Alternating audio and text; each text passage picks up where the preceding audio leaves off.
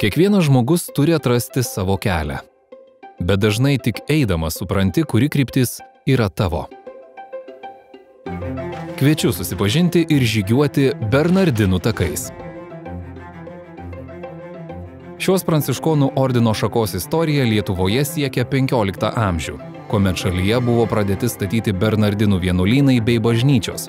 Visų pirma Vilniuje, Kaune, po kelių šimtmečių Kretingoje bei kitose miestuose ir miesteliuose. Tradicinė architektūrinių ansamblių struktūra visuomet tokia pati. Bažnyčia ir U raidės formos vienuolynas, kurie kartu formuoja vidinį kiemelį. Kiemelio viduryje dažniausiai būdavo šulinys, tam, kad sienos apsaugotų geriamą vandenį nuo užteršimo ir pašalinių žmonių. Bernardinų ansambliai buvo ne tik dvasingumo, tačiau ir švietimo centrai bei kultūros židiniai. Į mūsų kraštą jie pritraukė naujų architektūros žinių, meno technikų, atvėrė prekybos kelius.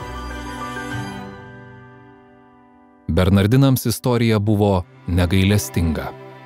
Priespaudos metu jų šventovės paverstos sandėliais, medicinos mokyklomis, kareivinėmis, garažais.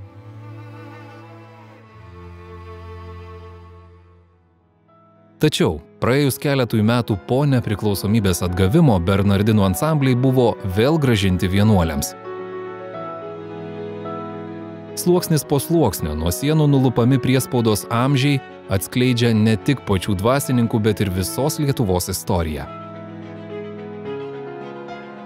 Ar žinojai, kad Kaune pastatytas vienuolynas buvo pirmasis šio miesto mūrinis namas?